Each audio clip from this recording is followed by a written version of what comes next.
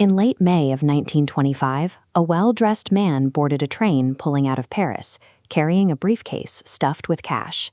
Days earlier, a local businessman handed over that money to secure rights to tear down the Eiffel Tower and sell the iron for scrap.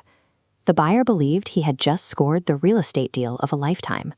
In reality, the man on the train did not own the tower. He had entirely fabricated the sale, and the buyer he just robbed would never speak a single word to the police. This photograph shows Victor Lustig.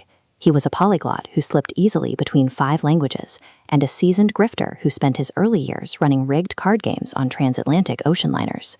By the time he reached Paris, he was looking for his masterpiece. To pull it off, he had to solve a seemingly impossible problem.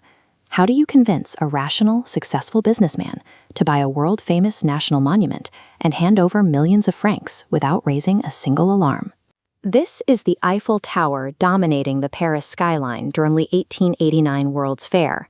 When engineers built it to crown the exposition, the city permit was explicit. It was a temporary marvel.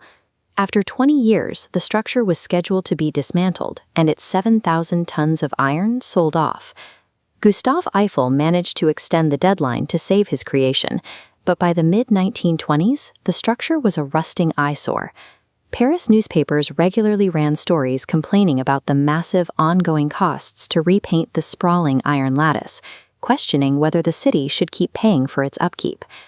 The monument's future was so unsettled that the government allowed the automaker Citroën to install thousands of electric lights along its sides, turning the tower into an enormous corporate billboard.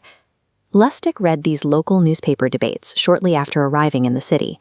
Where others saw political bickering, he saw an opening. The demolition of the Eiffel Tower was a documented, historical possibility.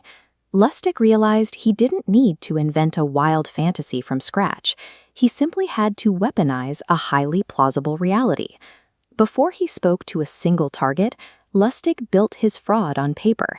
He hired a forger to print impeccable, official-looking stationery bearing the exact letterhead and seal of the French Ministry of Posts and Telegraphs, the real government agency that would logically oversee such a demolition. Next, he established a base of operations at the Hôtel de Crillon on the Place de la Concorde. It was one of the grandest, most prestigious addresses in Paris, giving him instant credibility. Using his forged stationery, Lustig invited a short list of the city's top scrap metal dealers to his hotel suite. He introduced himself as the ministry's deputy director general and swore them to absolute secrecy, explaining that public reaction to losing the tower would be severe if word leaked before a final decision was made. To keep the fiction alive, Lustig arranged a private tour. Armed with forged credentials, he walked his targets straight past the ordinary ticket lines at the tower itself, acting with the complete authority of a government official. Through flawless paperwork, an upscale environment, and VIP physical access, Lustig bypassed the businessman's critical thinking. He established an airtight physical reality before he ever asked them to submit a bid. Lustig carefully evaluated the group and zeroed in on André Poisson.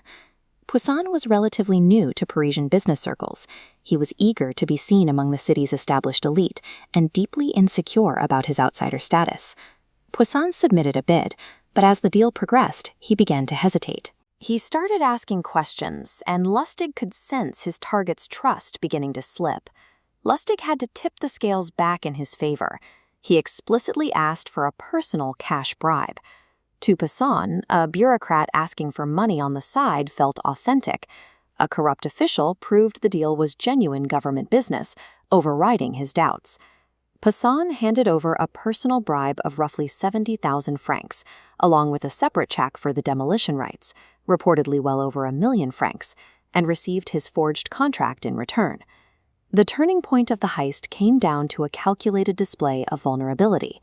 Lustig let Poisson believe he was buying a discreet friend inside the government, giving the mark the illusion of total control.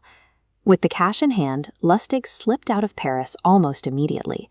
He fled across the border to Austria, sat in a Vienna cafe, and nervously checked the French newspapers for weeks, waiting for his historic swindle to hit the front pages. The headlines never came. Weeks later, Poisson visited the real Ministry of Posts and Telegraphs to follow up on his contract. only to find they had no record of the demolition or of Victor Lustig. The shame of being so easily fooled kept Poisson from ever walking into a police station. Without a formal complaint from the victim, the authorities had no case to open. No detective came looking for the conman, no prosecution record was filed, and history was left with an enormous gap. Lustig was so emboldened by the silence that he returned to Paris months later to try the exact same scam on a second group of dealers. When one of them went to the police, Lustig fled to America, where he ran a $1 million counterfeiting ring and even managed to swindle Al Capone out of thousands of dollars before finally being caught. The greatest cons do not rely on flawless illusions. They succeed because a patient operator learns exactly what a target wants to believe and then uses their own greed, pride, and insecurity to close the trap.